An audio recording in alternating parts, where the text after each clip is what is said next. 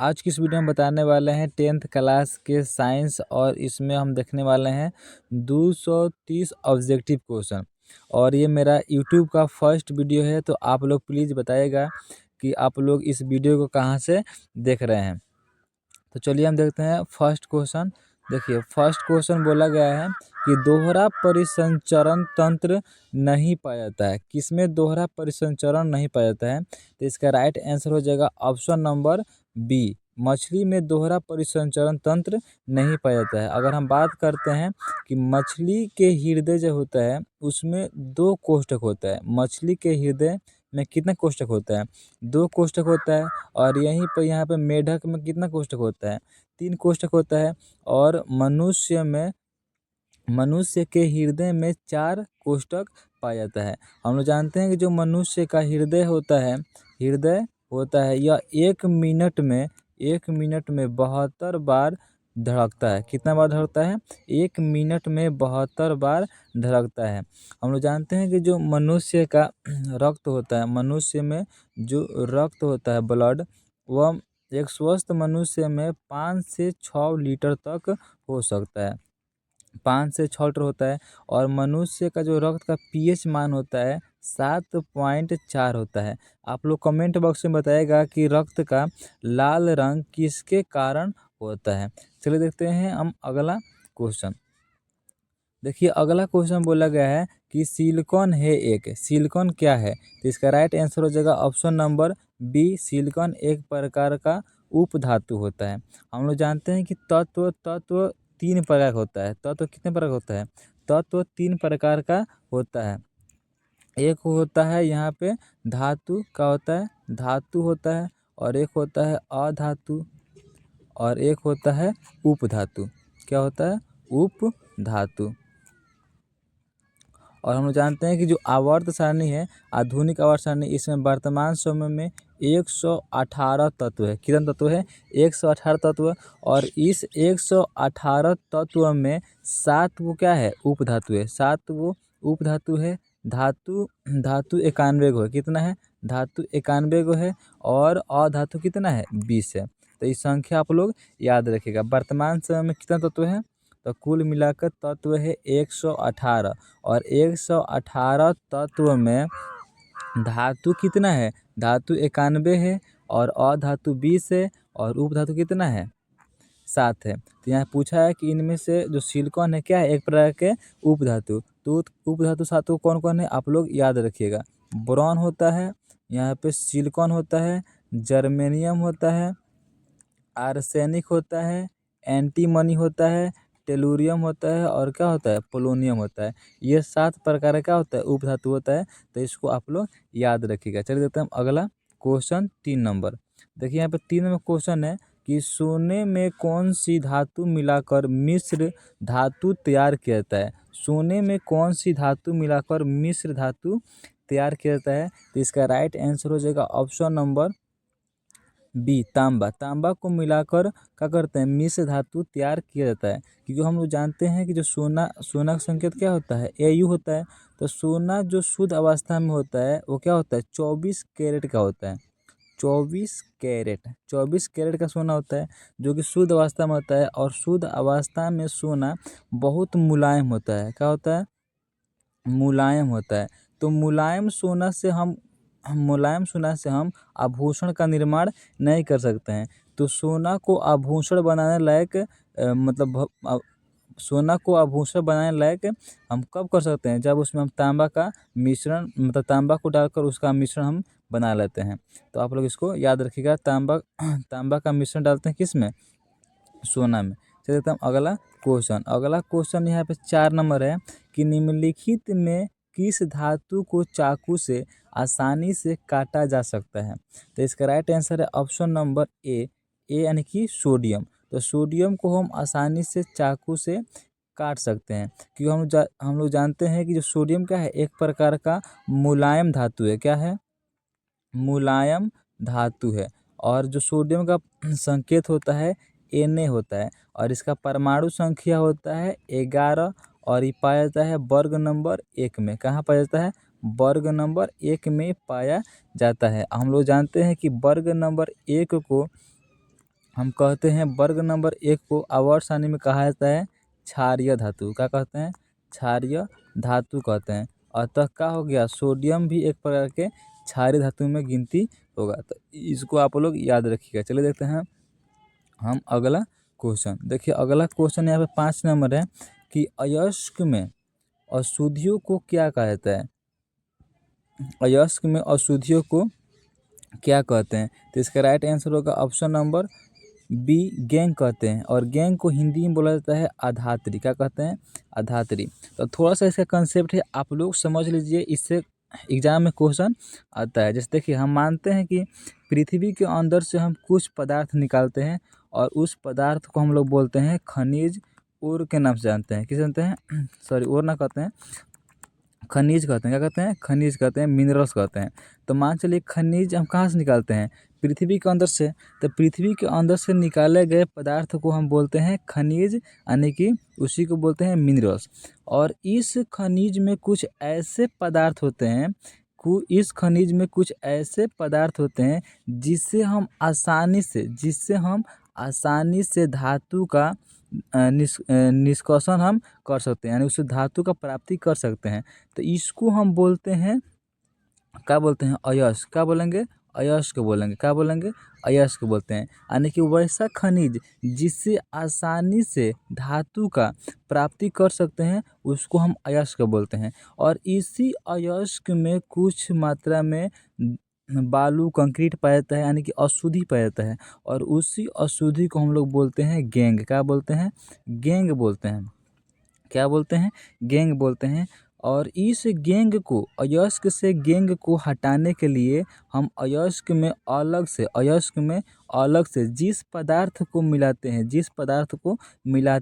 तो इस पदार्थ को हम लोग बोलते हैं फ्लक्स। क्या बोलते हैं? फ्लक्स। तो ये आप लोग कंसेप्ट इसको याद रखिएगा, ये बहुत क्वेश्चन इससे पूछता है। देखिए एक बार हम और बता दे रहे हैं। पृथ्वी के अंदर से हम कुछ पदार्थ निकाले, इसको बोलते हैं खनिज। क्या बोलते हैं? खनिज बोलते हैं। तो खनिज में कुछ ऐसा खनिज होता है जिससे हम आसानी से धातु का प्राप्ति कर सकते हैं। तो उस खनिज को हम क्या बोलेंगे? हम अयस्क बोलेंगे। और इस अयस्क में कुछ मात्रा में अशुद्धि पाया जाता है, उसे क्या बोलते हैं? गैंग बोलते हैं। और इस गैंग को अयस्क से दूर करने के लिए इस अयस्क में कुछ पदार्थ हम मिलाते हैं अलग से, और इसी पदार्थ को हम लोग बोलते हैं फ्लक्स। तो यहाँ क्वेश्चन बोला गया है कि अयस्क में अशुद्धियों को क्या कहते हैं? तो क्या कहते हैं? हम लोग गैंग कहते हैं। और एक कॉन्सेप्ट यहाँ पर और बनता है, जैसे देखिए यहाँ पे हम बना लेते हैं एक ड्राइंग। एक मिनट देखिए, जैसे यहाँ पर अगर हम बात करते हैं तो इसको मान लेते हैं हम कौची, इसको मान लेते हैं हम लोग खनिज। क्या मानते हैं? खनिज। इसको मान लिए हम खनिज। और इसको हम मान लिए अयस्क। क्या मान लिए हम? अयस्क मान लिए। इसको मान लिए हम अयस्क। तो क्वेश्चन आता है कि देखिए, जैसे क्वेश्चन पूछेगा, जैसे ये क्या हो गया? यहाँ पर खनिज हो गया, ये क्या हो गया? अयस्क। तो सभी अयस्क खनिज होते हैं। सभी अयस्क खनिज होते हैं। ध्यान सुनिएगा, सभी अयस्क खनिज होते हैं, लेकिन सभी खनिज अयस्क नहीं होते हैं। यही क्वेश्चन पूछता है, तो आप लोग इसको याद रखिएगा। एक बार सुन लीजिए, सभी अयस्क खनिज होते हैं लेकिन सभी खनिज अयस्क नहीं होते हैं। तो चलिए देखते हैं हम अगला क्वेश्चन 6 नंबर। 6 नंबर यहाँ पे क्वेश्चन है, निम्नलिखित में किसे जल में डुबोकर रखते हैं? किसको हम जल में डुबा कर रखते हैं?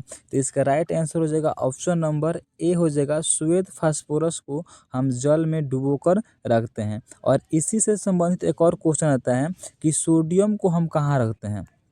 सोडियम को हम कहाँ रखते हैं? तो सोडियम अधिक क्रियाशील है। सोडियम क्या होता है? अधिक क्रियाशील होता है। तो इसको हम रखते हैं ना केरोसिन तेल में। क्या रखते हैं? केरोसिन तेल में हम लोग रखते हैं। कहाँ रखते हैं? केरोसिन तेल में रखते हैं। तो ये दोनों क्वेश्चन याद रखिएगा। अगर बोलेगा कि जल में डुबा कर रखते हैं तो किसको रखते हैं? श्वेत फास्फोरस को। लेकिन क्वेश्चन पूछेगा कि सोडियम को कहाँ रखते हैं? तो केरोसिन तेल में। और यहाँ पे श्वेत फास्फोरस और लाल फास्फोरस, ये दोनों फास्फोरस का क्या है? अपरूप है। क्या है? अपरूप है।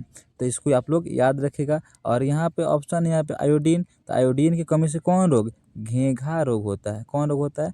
घेंघा रोग होता है। जितना ये हम बता रहे हैं अदर पॉइंट्स, इसको आप लोग ध्यान से सुनते रहिएगा और याद करते रहिएगा। चलिए देखते हैं हम अगला क्वेश्चन। देखिए अगला क्वेश्चन यहाँ पे 7 नंबर है कि चींटी के डंक में कौन सा अम्ल पाया जाता है।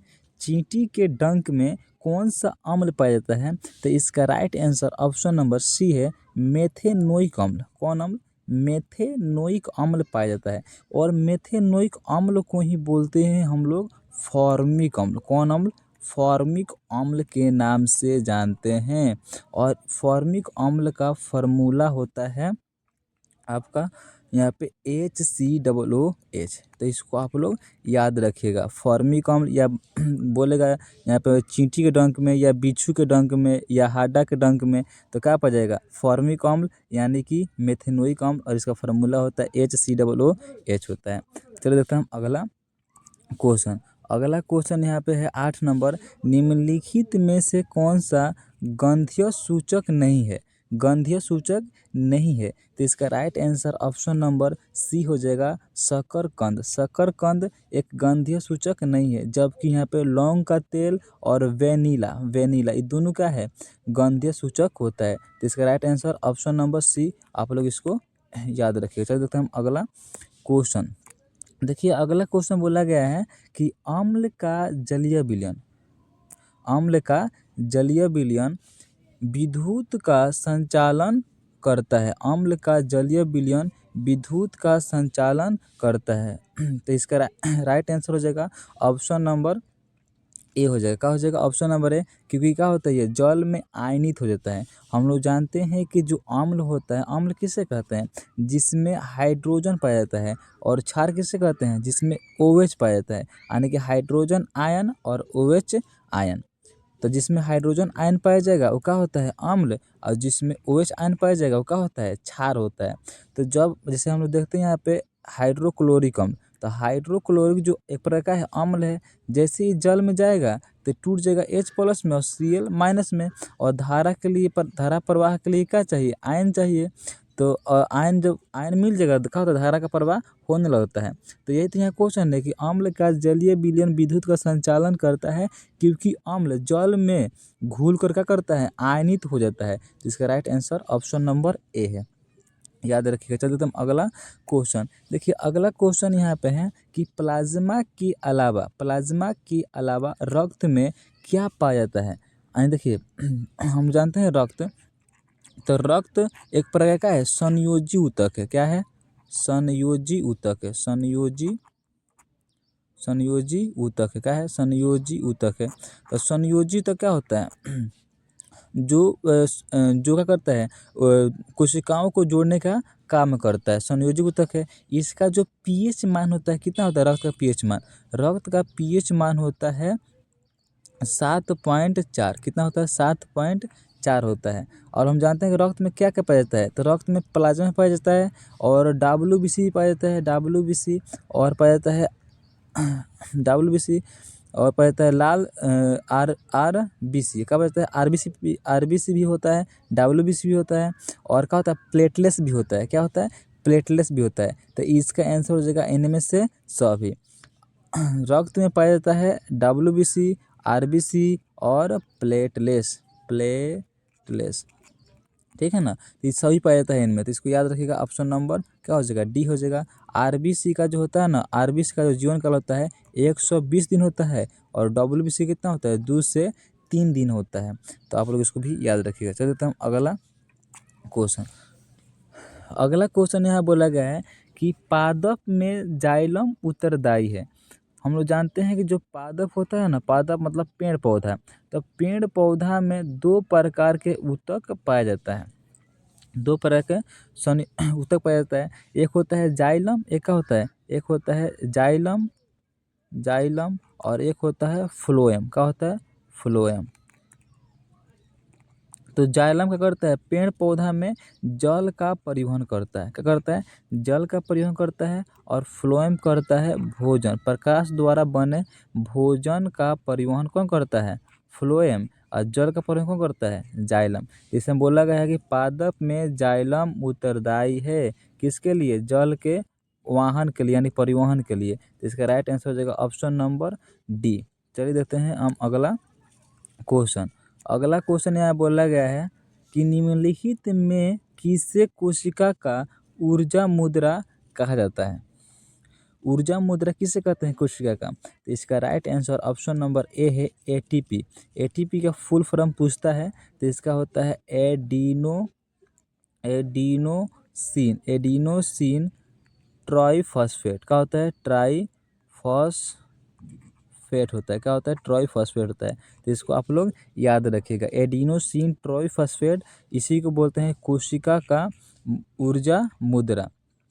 चलिए देते हैं हम अगला क्वेश्चन। देखिए यहाँ पर अगला क्वेश्चन बोला गया है कि प्रकाश संश्लेषण में ऑक्सीजन का मूल स्रोत है।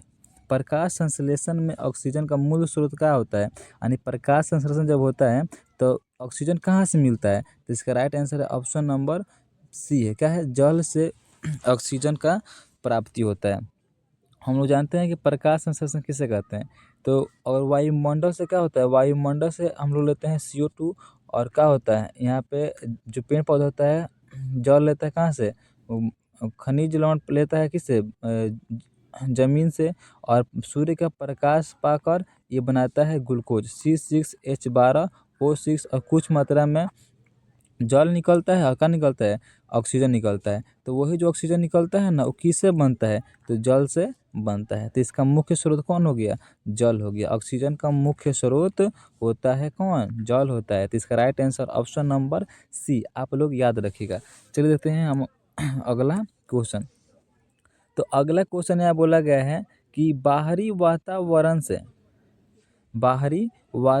से कोशिका में ऑक्सीजन बाहरी वातावरण से कोशिका में ऑक्सीजन प्रवेश और कार्बन डाइऑक्साइड का निष्कासन कहलाता है। तो इसको हम बोलते हैं श्वसन। क्या बोलते हैं, श्वसन बोलते हैं। हम लोग जानते हैं कि श्वसन में हम लोग क्या करते हैं, ऑक्सीजन को ग्रहण करते हैं और क्या करते हैं, कार्बन डाइऑक्साइड को छोड़ते हैं।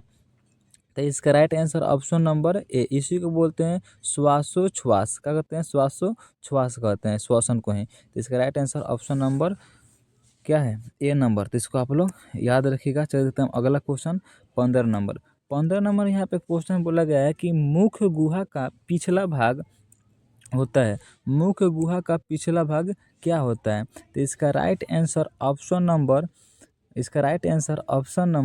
बी हो जाएगा। क्या हो जाएगा, बी हो जाएगा, ग्रासनी। क्या होता है, ग्रासनी होता है। हम लोग जानते हैं कि जो मनुष्य का पाचन तंत्र होता है, जैसे यहाँ बनाते हैं एक डायग्राम, जैसे देखिए थोड़ा सा आप लोग 1 मिनट, ये क्या हो गया बता तो आप लोग इसको बताइए। ये है मनुष्य का पाचन तंत्र। ये हो गया आपका कौन, आमाशय। ये हो गया कौची, यकृत। और यहाँ पर होता है बड़ी आंत। क्या होता है, ये होता है बड़ी आंत। और ऐसे होता है यहाँ पे क्या होता है, छोटी आंत होता है। और यहाँ पे होता है एक पित्ताशय। क्या होता है, पित्ताशय होता है। तो इसका नाम क्या है, आमाशय। और इसका नाम क्या है, यकृत। और इसका नाम क्या है, पित्ताशय। और इसका नाम क्या है, बड़ी आंत। और इसका नाम क्या है, छोटी आंत। क्या है, छोटी आंत। तो हम लोग जानते हैं कि जो भोजन, ये इसको बोलते हैं ना मुख गुहा। क्या बोलते हैं, मुख गुहा। और यहाँ पे होता है ग्रसनी। क्या होता है, ग्रसनी। और यहाँ पे होता है ग्रास नली। क्या होता है, ग्रास नली। तो आप लोग यहाँ पे इसको ध्यान रखिएगा। देखिए जैसे यहाँ पे क्वेश्चन पूछता है ना कि भोजन का पाचन शुरुआत कहाँ होता है, भोजन का पाचन का स्रोत कहाँ होता है, तो मुख गुहा। लेकिन भोजन पूर्ण रूप से कहाँ पचता है, तो छोटी आंत में। और क्वेश्चन पूछता है कि पानी का अवशोषण कहाँ होता है, तो इसका राइट आंसर हो जाएगा बड़ी आंत में। और हाइड्रोक्लोरिक अम्ल कहाँ बनता है, तो आमाशय में बनता है। और यकृत से क्या बनता है, तो पित्त बनता है। क्या बनता है, पित्त बनता है। और वो पित्त कहाँ जाकर जमा हो जाता है, तो पित्ताशय में जाकर जमा हो जाता है। तो आप ये सभी क्वेश्चन याद रखिएगा, ये सभी क्वेश्चन पूछता है। और एक और क्वेश्चन पूछता है कि भोजन का पाचन किस में नहीं होता है, तो क्या होता है, ग्रासनी में नहीं होता है। तो आप लोग इसको याद रखिएगा। यहाँ पे 15 नंबर का आंसर क्या हो जाएगा, ऑप्शन नंबर बी। ये सभी जितना क्वेश्चन बोल रहे हैं सभी क्वेश्चन आता है एग्जाम में। चलिए देखते हैं हम अगला क्वेश्चन। 16 नंबर, देखिए 16 नंबर क्वेश्चन बोला गया है कि शुद्रांत्र में स्थिर रासाकुर यानी कि विली का क्या कार्य है। तो इसका right answer option number C क्या हो जाएगा, सी हो जाएगा, अवशोषण का सतहीय क्षेत्र बढ़ाना। ऐसे हम बताए थे ना, छोटी आंत या बड़ी आंत। जैसे छोटी आंत होता है तो छोटी आंत में भोजन का पूर्ण पाचन होता है। भोजन का पूर्ण पाचन कहाँ होता है, छोटी आंत में होता है। कहाँ होता है, छोटी आंत में होता है। छोटी आंत में होता है तो छोटी आंत में ना उंगली नुमा कुछ संरचना पाई जाती है, इसी को बोलते हैं ना भिलाई। क्या बोलते हैं, भिलाई बोलते हैं। क्या बोलते हैं, भिलाई। और भिलाई क्या करता है ना, बचे हुए भोजन में जो पोषक तत्व होता है उसको अवशोषण करता है और उसको ब्लड में क्या करता है, ब्लड यानी कि रक्त में उसको मिला देता है। तो इसका right answer option number C, अवशोषण का सतहीय क्षेत्र क्या करता है, बढ़ाता है। तो आप लोग इसको याद रखिएगा। चल देते हैं हम अगला क्वेश्चन 17 नंबर। 17 नंबर यहाँ क्वेश्चन आ गया, देखिए कि पीतरस का श्रावण होता है। पीतरस का श्रावण कहाँ से होता है, यकृत से होता है। कहाँ से होता है, यकृत से होता है। और पीतरस जगह कहाँ जमा होता है, जमा कहाँ होता है, तो पित्ताशय में होता है। कहाँ होता है, पित्ताशय में जाकर जमा होता है। और पीतरस का काम होता है वसा का पायसीकरण, वसा का पायसीकरण यानी कि वसा को तोड़ने का काम कौन करता है, पित्ताशय करता है। तो आप लोग इसको भी याद रखिएगा। चलिए देखते हैं हम अगला क्वेश्चन। अगला क्वेश्चन 18 नंबर यहाँ बोला गया है कि कौन सी गैस वैश्विक ऊष्मन के लिए उत्तरदायी है।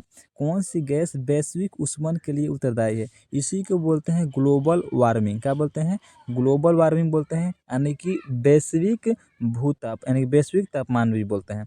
तो इसका right answer option number B हो जाएगा। क्या हो जाएगा, बी हो जाएगा। कार्बन डाइऑक्साइड को बोलते हैं वैश्विक तापमान यानी कि वैश्विक ऊष्मन, या इसी को बोलते हैं ग्लोबल वार्मिंग, इसी कारण होता है। इसके अलावा और भी गैस होता है, जैसे यहाँ पे CFC हो गया, जैसे यहाँ पे CH4 हो गया, कार्बन मोनोऑक्साइड हो गया, जल वाष्प हो गया, जल वाष्प हो गया। ये सभी भी क्या करता है, वैश्विक ऊष्मन को बढ़ावा देता है। लेकिन मुख्य रूप से कौन होगा यहाँ पे आंसर, आंसर हो जाएगा option number B, carbon dioxide. तो इसको आप लोग याद रखिएगा। चलिए देखते हैं हम अगला क्वेश्चन 19 नंबर। 19 नंबर क्वेश्चन यहाँ पे है कि जल विद्युत ऊर्जा किस प्रकार का ऊर्जा स्रोत है। तो इसका राइट आंसर हो जाएगा ऑप्शन नंबर ए हो जाएगा, नवीनकरणीय है। क्या है, नवीनकरणीय है। चलिए देते हैं हम अगला क्वेश्चन 20 नंबर। देखिए 20 नंबर क्वेश्चन बोला गया है कि किसी चालक तार से विद्युत धारा प्रवाहित करने पर तार के ऊपर तथा नीचे किस प्रकार के चुंबकीय क्षेत्र उत्पन्न होते हैं। यहाँ पर मतलब क्वेश्चन का अर्थ यहाँ पे है कि कोई तार है, तो इस तार में अगर हम धारा का प्रवाह करेंगे तो इसके चारों तरफ ऊपर भी और नीचे भी क्या होता है, चुंबकीय क्षेत्र उत्पन्न होता है। तो इसका मतलब कि उत्पन्न किस प्रकार से होता है, तो इसका आंसर हो जाएगा ऑप्शन नंबर ए हो जाएगा, विपरीत प्रकार के। किस प्रकार का होता है, विपरीत प्रकार का होता है। तो आप लोग इसको याद रखिएगा। चलिए तो हम अगला क्वेश्चन 21 नंबर। 21 में यहाँ पर क्वेश्चन बोला गया है कि फ्लेमिंग के वाम हस्त नियम में बाएं हाथ की तर्जनी संकेत करती है। पहले हम इसको समझ लेते हैं कि फ्लेमिंग के बाएं हस्त का नियम होता क्या है। जैसे देखिए यहाँ पे हम बनाते हैं बायां हाथ, जैसे ये हो गया आपका अंगूठा, और ये हो गया तर्जनी, और ये हो गया माध्यम का। क्या हो गया, माध्यम का। और यहाँ पर ये दो अंगुली ऐसे है। क्या है, ये तो लंबवत का है, परस्पर लंबवत का है। ये इसको हम फैलाए हुए हैं। तो ये ऊपर वाला ये हो गया आपका अंगूठा। क्या हो गया, ये वाला अंगूठा है। और ये है क्या है, तर्जनी। क्या है, तर्जनी। और ये है माध्यम का। क्या है, माध्यमिका है। तो हम लोग जानते हैं कि जो अंगूठा होता है ना, अंगूठा बतलाता है बल की दिशा। क्या बतलाता है, बल की दिशा। जो अंगूठा है किसका दिशा, बल का दिशा, बल यानी कि फोर्स। तर्जनी जो होता है ना, ये चुंबकीय क्षेत्र। कौन क्षेत्र दर्शाता है, चुंबकीय क्षेत्र को दर्शाता है। और जो ये माध्यमिका होता है ये दर्शाता है धारा की दिशा। किसका दिशा? धारा की दिशा। तो आप लोग इसको याद रखिएगा। फ्लेमिंग का बाएं हाथ से नियम क्या होता है, यानी कि बायां हाथ को इस प्रकार परस्पर फैलाते हैं कि अंगूठा करता है बल की दिशा और तर्जनी चुंबकीय क्षेत्र और माध्यमिका धारा की दिशा को प्रदर्शित करता है। तो इसका राइट आंसर हो जाएगा चुंबकीय क्षेत्र का दिशा। देखिए यहाँ पर तर्जनी है, तर्जनी किसका दर्शाता है? चुंबकीय क्षेत्र। इसका राइट आंसर हो जाएगा ऑप्शन नंबर ए, चुंबकीय क्षेत्र के दिशा को दर्शाता है। चलिए देखते हैं हम अगला क्वेश्चन। देखिए यहाँ पर धारा है, तो धारा कौन हो जाएगा? धारा हो जाएगा माध्यमिका। क्या हो जाएगा? माध्यमिका। और यहाँ पे बल की दिशा कौन हो जाएगा? अंगूठा हो जाएगा। क्या हो जाएगा? अंगूठा हो जाएगा। तो इसको याद रखिएगा। चलिए देखते हैं हम अगला क्वेश्चन। अगला क्वेश्चन यहाँ पे 22 नंबर है। विद्युत मोटर परिवर्तित करता है। विद्युत मोटर परिवर्तित करता है। तो हम देखते हैं कि जो घर में मोटर होता है, घर में जो मोटर होता है, तो इसको हम क्या करते हैं? धारा देते हैं। क्या करते हैं? धारा देते हैं। तो क्या करते हैं ना कि जल को ऊपर पहुंचाता है। क्या करता है? जल को ऊपर पहुंचाता है। तो इसका मतलब ये हुआ कि यह विद्युत ऊर्जा को यांत्रिक ऊर्जा में परिवर्तन करता है। यानी इसका राइट आंसर हो जाएगा ऑप्शन नंबर बी, विद्युत ऊर्जा को यांत्रिक ऊर्जा में क्या करता है? परिवर्तित करता है। तो आप लोग इसको याद रखिएगा। चलिए हम अगला क्वेश्चन। अगला क्वेश्चन यहाँ पे 23 नंबर बोला गया है कि फ्राइडे ने विद्युत की फ्राइडे ने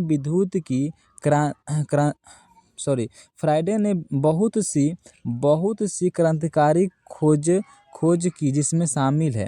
तो फ्राइडे ने इन दोनों का खोज किया था। फ्राइडे ने विद्युत चुंबकीय प्रेरण भी खोज किया था और विद्युत अपघटन के नियम का भी खोज किया था। विद्युत अपघटन के कितने नियम है? 2 नियम है। और इसी को बोलते हैं ना फैराडे के नियम। क्या बोलते हैं? फैराडे के नियम भी बोलते हैं। तो फैराडे कितना नियम है? 2 नियम है। और दोनों किससे संबंधित है? अपघटन पर संबंधित है। क्या है? अपघटन पर संबंधित है। अपघटन का मतलब होता है ना कि जब किसी पदार्थ में हम धारा प्रवाह करते हैं तो क्या होता है? वो आयनों में टूट जाता है। उसी को बोलते हैं ना विद्युत अपघटन। और ये कितना नियम है इसका? 2 नियम है। तो इसका राइट आंसर हो जाएगा ऑप्शन नंबर सी हो जाएगा दोनों। चलिए देखते हैं हम अगला क्वेश्चन 24 नंबर। देखिए यहाँ पे 24 नंबर क्वेश्चन बोला गया है कि यदि एक विद्युत धारावाही एक विद्युत धारावाही तार के समीप कंपास रखते हैं।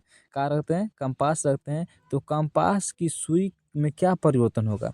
तो इसमें क्या होगा? विक्षोभ उत्पन्न हो जाएगी। क्या हो जाएगी? विक्षोभ उत्पन्न होगी। क्योंकि हम लोग जानते हैं कि मान चले कि कोई क्या है? तार है।